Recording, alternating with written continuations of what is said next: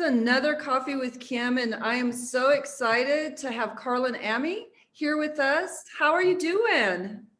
Good morning. I am excellent. It's amazing to be here. Thank you very much. I am honored, and I greatly appreciate what SWAIA is doing for artists. And I guess as a first time SWAIA member or SWAIA participating artist, it's incredible that to have this kind of exposure. And so I'd like to thank you and your staff for that. It's truly helpful, and we really do appreciate it. And, as difficult as this year has been, it certainly has been something to kind of pull us in, to make us feel part of the family. And I appreciate that. Thank you for that. Oh, thank you so much, Carlon. That's sweet.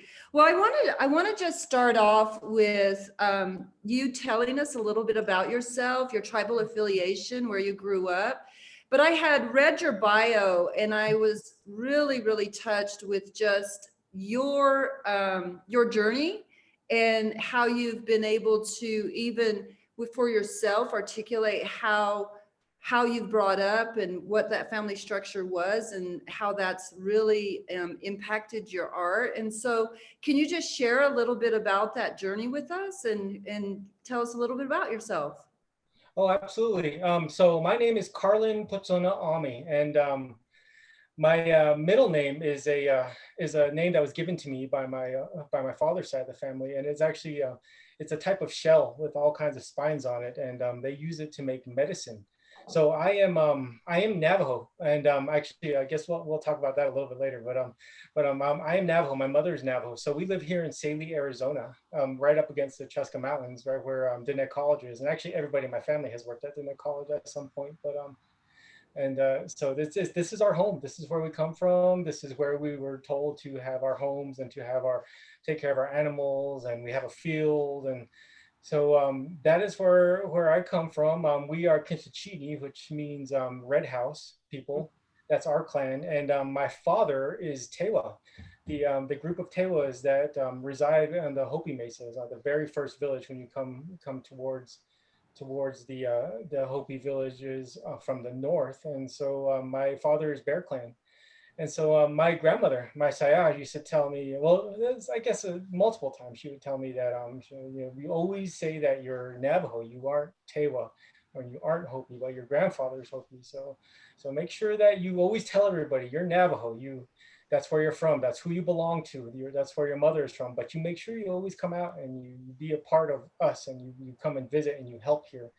And this home's always open to you too, but you are Navajo. And then she always, I guess it's a different way of speaking, the way that our older people used to speak to us. And they always had a little quips, and along with some harsh words at the same time. She always said, besides, your mother has better land and more cattle than we do anyway, she said. So remember, that's where you're from. So that's how I was taught to speak. And so I am Navajo. I'm Kinchachini. My father is Tewa, and my maternal grandfather, he's from around here as well, from the Round Rock area, so just about 20 miles to the north. He is a Toa-Higlini, that's the water running together. And my paternal grandfather was Hopi. He is from Sukhumali, the middle village there. He's a water clan. So that's who I am. And I guess if you want to start about my journey to how we got to here, let's just jump right into that. I actually did not start off thinking I was an artist. I left high school and I wasn't the greatest student in the world. I actually started school at 18. Yeah, so I started school at Northern Arizona University, and I only lasted one semester. And I left school, and I joined well, I was going to join the Army because my sister was in the Army and her husband was in the Army. So when I was back with them over at Fort Hood, during after I had left school, we went to a unit function up there, and we were talking with my then brother-in-law's first sergeant. He told me, he's like, you don't want to be in the Army. Don't be in the Army. He's like, you have the ASVAB scores to be in the Air Force. And if you can be in either the Air Force or the Navy, do that instead. So that's what I did. So I was in the Air Force. I spent 11 years in the Air Force. And then, my parents were a little older when I was born. They were in their mid-30s, just like was in my mid-30s by the time I had my sons. My mother lived here in Saley by herself. My father had moved over to Albuquerque. And so I noticed that things were getting harder for them to do. It was difficult to keep track of things. Every now I'd come back and plant, and I'd take care of the cattle when I was home, but that it's different when you're not here. And I felt like it was time for me to just be here at home. I needed to come back here because there was so much that I had to learn, so much that I had forgotten, and so many things that I actually missed. It's when they say that your heart yearns for your home, it's true, and I was feeling that.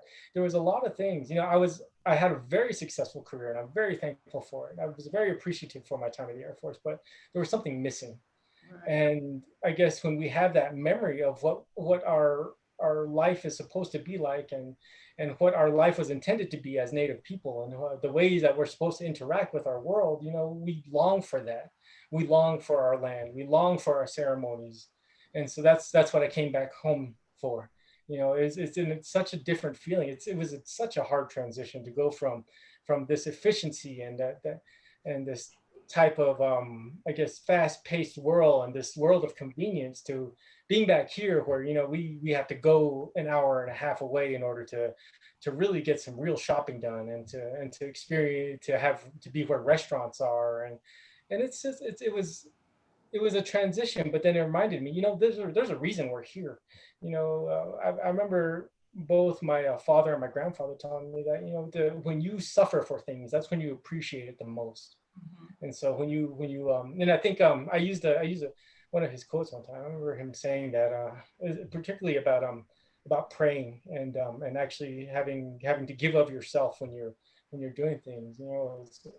When you actually push for something, when you suffer from things, and when you're really making sure that you're hurting, but you're putting your hardest into it, that your prayers are heard the loudest. And so that's what I believed, and that's what brought me back home, and what really helped push me into kind of being a part of my world again. And so I came back home, and I didn't know what I wanted to do. I'd always thought I wanted to push myself into the medical field, because I was always inclined to that. I like the way that joints move, and I like the way that understanding how the physiological systems function. But I found myself, not necessarily connecting with it, Right. and so on a whim, the college was offering a course in painting in the summertime, and so I took it, and I absolutely fell in love with it. And then in the fall and spring, I took silversmithing courses right here at the college as well, and I found that there was something about the way that the metal responds to you, and the way it feels in your hands, and the way that you utilize these tools. It's not all a constructive process, it's a destructive process as well. And that's what I really enjoyed about it. You learn to control those destructive forces, and it comes out beautiful. And Mm. because I think you probably read this in my bio, but one thing that I've said before is that when we're given these things from the earth, because everything comes from the earth, when we're given these things from the earth, it's already perfect. Mm. But if we want it to be even more beautiful, that's in our hands. And if we ruin it, that's our fault. That's Mm. because we don't have the skill for that, or maybe we didn't have the vision for it. But when we pull something out and we make it even better than it was originally brought from the earth in that form, it's something amazing. And it really feels like we start creating this beauty out of destruction. And I like that. And I think it's a very almost philosophically, supernaturally entwined way of creating. And I really feel like that's important for Native That's people. awesome. I didn't ask you this question, but you talked a little about medium, but truly what your true medium is for Santa Fe Indian Market is actually jewelry. Yes, ma'am. Yeah. Yes. So did you learn that from family, or were you self-taught? Like, how did that come about?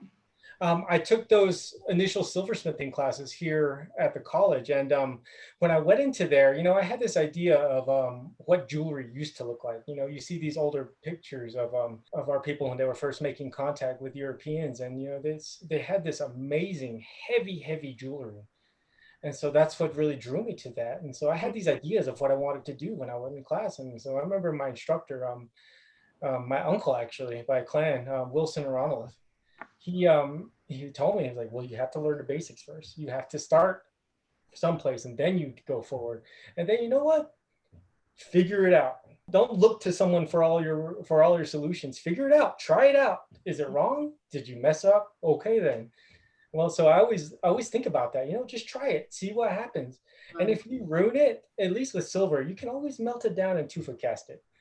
Yeah, so that's how I got there. And then it wasn't until years later, I think maybe even just 2 years ago or so, one of my uncles saw a piece that I had made, and he said, your grandmother used to know how to silversmith, and your grandfather did too. I was like, are you kidding? How come nobody ever told me about this? We have all this history that was behind us, and I didn't know anything about it. I knew my grandmother could weave, but I didn't know that she could actually work metal as well. So That's yeah. awesome. Because that is a part of you living out their legacy, right? I suppose so, yeah, and it's almost as though you have this inclination towards it, and you have this idea of what composition is, and you don't know that this is, even without knowing, that it comes down into generationally. So this is your first year being a SWAIA juried artist. However, just in a conversation that we had, it's not something that you aspired to be. And so just tell us a little bit about that journey of when you finally pulled the trigger and how you feel about that. I had a lot of people pushing me, and I don't necessarily know if it's not something that I aspired to so much as it's something that I was incredibly intimidated by. And Mhm. so I think once I recognized that there was a bit of a personal philosophical, um, I guess, roadblock that I had to overcome with that, recognize that, this is what I need to do if this is where I want to be with my life. And I finally just got the application in, and it was so worth it. And it's still intimidating. I'm not going to lie to you. Every single point along the process is still intimidating, and I think it always will be, and I hope it is, because there's a little bit of excitement there that kind of brings something to it. It kind of makes it even more real than it is if you're just cruising through it effortlessly. I feel like I need that. I need that excitement, and I appreciate it. It was my first time, and I was so scared when I got that acceptance letter. And because my biggest, I guess, hurdle is always production. There's always so much going on in our world and in our lives that I feel like I don't produce as much as I need to, and so I knew I had to get to that. And then we went virtual, and then I had this other big mountain to climb and figure out how to actually make that happen. And every single one is like a minor accomplishment along the way, and it's just exciting to see, well, what's next. And I guess the next thing is to actually go to the physical market itself. And to be entirely honest with you, I've never been to the Santa Fe Indian Market Oh, as wow. in person. I mean, I've been through Santa Fe, and just the way that the streets move around, and that old, almost, I guess it's a very, very, very European way of planning a city. And I think that intimidates me. And so I'm just gonna have to go through it and experience it and see how wonderful it is. So yeah, so that's the next thing. Well, you got baptized in the virtual Indian market, didn't you? It was something. It was exciting. And I guess the other major part about that was the interaction, because I feel like that's a very important part of being an artist, is actually telling your story and interacting with others. And so I feel like a portion of that was missing with the virtual market, but at the same time, we did get to do that virtual booth hopping, which I thought was exciting. Particularly on the first day, man, it was just nonstop.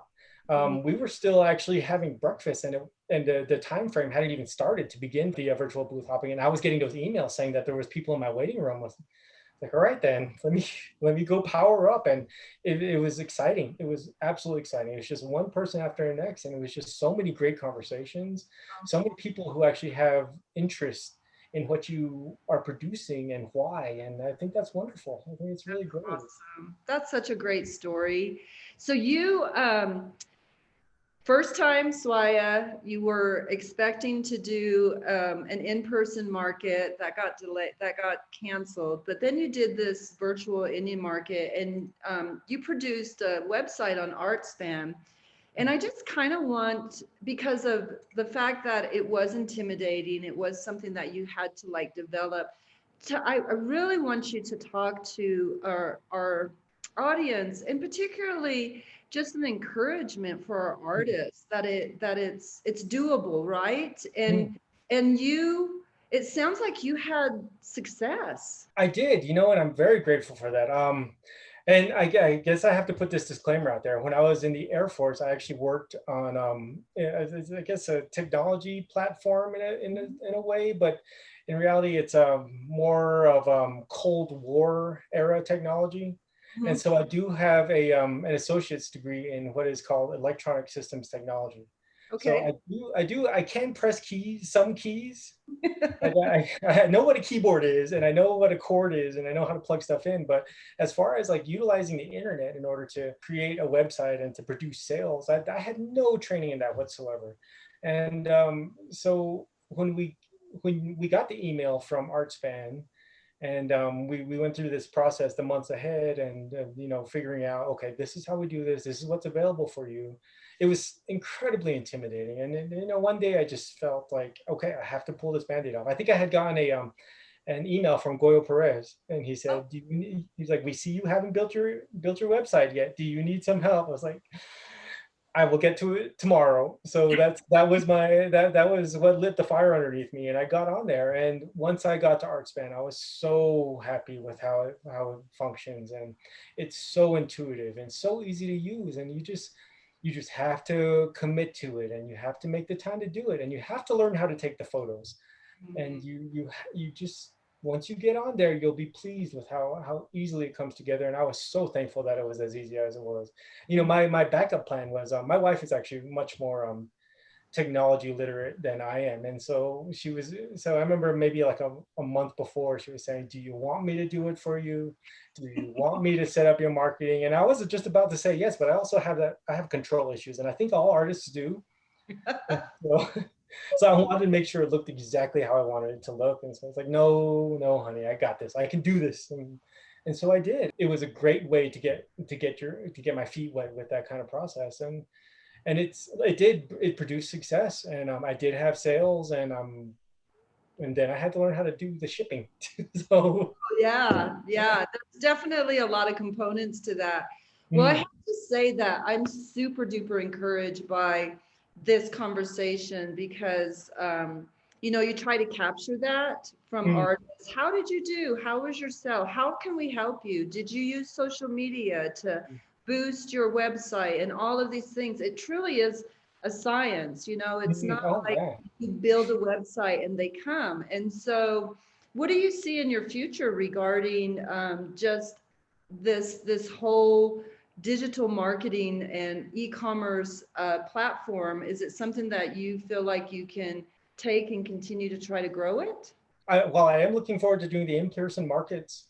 The next one's just coming up in, I think, a month and a half from now. So I'm actually, we're right here, right next to my current project. So, um, what we intend to do is we intend to keep the website going, Mhm. and then using it as something to help try to boost sales and to maintain that revenue in between shows. So, Yeah. so that's how we Do intend to you use have it. social media that you use as well, like Instagram or Facebook, to boost your website?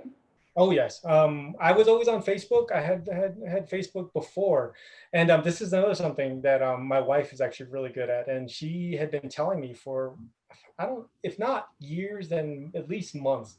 You have to start an Instagram page. Can I start an Instagram page for you? Let me just do it. And I just pushed back so long. Finally, I just went with it. I was like, okay, well, I think it was the week before market started, the virtual market started, I went ahead and just started it. And so she gave me all these tips. She's like, okay, this is how you arrange your photos. This is how you go through, and this is every now and then, make sure you like other people's stuff and make sure you interact with other people. And it's like, okay, I can do this. And I do all my major thinking when I'm running. I don't know why. It's just, for me, it's a very contemplative moment, just because you have that muscle memory, and so your Right. body is just running on its own at that point. And so my mind it just turns. So all my best ideas for compositions come through when I'm running. And so Mhm. I was there, and it's like, okay, here's what we're gonna do. As soon as I'm finished with this run, I'm gonna produce it. I'm gonna make a video. Say, okay, here's my Instagram page. here's what I'm going to do the week leading up to Indian market. And then the week of Indian market, the first week of Indian market, this is what I'll be doing. And so I set up this idea of marketing where leading up to Indian market, I posted images of work that I had completed in the past. And then as soon as market started, I started posting images of work that is available for sale. And Mm, so every day I posted something new. And as soon as I posted that, I also put it on the website. mm, And it just, I watched the analytics of the website just follow that path. And then right. particularly with the videos. And so I noticed people really like my after run videos. So I started doing that. I think I've done maybe 2 or 3 of those now, and people really seem to respond to them. And then I get all my friends and relatives that are on Facebook and also on Instagram too, like my video, please, and please share it. And if you really like something, then reshare it and tell all your friends how much you love it. And so That's that's awesome. incredibly helpful. I know it has a mind of its own at a certain point, and it just starts really getting all kinds of outreach, and then you start seeing, okay, well, all these other people from different areas are starting to like your photos. And I have to ask you this question. So did you have a hard time really marketing yourself? Did you have a hard time talking about yourself and boosting yourself up in those posts? every single day, it's so awkward. It's so awkward, and again, that's another psychological thing that you have to push through. Yeah, it's incredibly awkward. And I guess in reality, I don't know. I don't know if I'm an introvert. I'm not certain, but it's incredibly awkward. But you just have to you learn how to have these interpersonal skills, and then you learn that it just has to be done if you want to have a successful business. And so just make it happen. I love that. I feel like that's the biggest hurdle for artists, Mhm. especially new ones, and especially on technology, is just talking about themselves and Yeah. really making themselves have a presence. I think some people, they really enjoy taking their selfies. And I think Well, that so. would be, I don't know how old you are. I'm not going to ask that question, but yeah, definitely our younger generation has Yeah. been acclimated to be able to do that. But there's an older generation, we were taught not to do that. And so here we are in this time where it's like, okay, we really need to change our minds and how we market ourselves. So yeah, I love that. Um, I wanted to know, just in reference to SWAIA, because this is my opportunity to really be in tune to artists and have the opportunity to hear from them in reference to where we're at as an organization and where we're going. And so, what suggestions would you have for me as the executive director of SWAIA that I can do better and help artists in this time of unprecedented pandemic? When we try to take a step back, and that's one thing that I always try to do, is like, right, there's a bigger perspective, and you have to always, every now and then, you have to take a step back, and you have to appreciate that external perspective and take a look at how everything is turning. I don't know enough about how the market functions in order to make that kind of suggestion. I guess just from logging into the Zoom meetings that you had, I mean, I definitely identified with the issues that you had brought forward. I mean, I think you had discussed the website Mhm. and the way that you were transforming the business model of how SWAIA operate in order to accommodate the virtual market. And so in reality, I don't really have the experience to make that kind of judgment. To be completely honest, I feel like everybody has always been entirely helpful and completely supportive of artists, at least from my perspective, and I appreciate that. And I get, maybe just marketing, Mm, it's because totally. just is continuously hitting those avenues of not just social media marketing but print marketing, maybe. Yeah. Aside from that, I don't know. I don't know how it's supposed to go. I just I think definitely it's a scenario where we're all in this learning stage. And I think that for me, the takeaway as I talk to artists is they're on their journey with regards to exploring new things. And I think SWAIA is in the same place. And, mm, we're not going to get there overnight. no. this is a scenario where it's really, it's got to be strategic, you know, at Mhm. this point. But, you know, I'm excited to hear your story and what you're doing. Do you want to see what I'm working on now? Because I've Dude, actually got the centerpiece just about done. This is going to be a necklace. oh, wow. So Yeah. this is the bottom najaya of what's going to be a full necklace. Okay. So it's 2-foot cast and channel inlay. So Wow. channel inlay of petersite. So that's an idea of what my work's going to look like. So this one, my hope is to have this guy done right around the middle of February in order to get entered into the next show. Okay. So that is my dream. Whether or not I'm able to pull that off, we'll see. Then it'll go into the show after that. But that's just the life of trying to maintain a good production.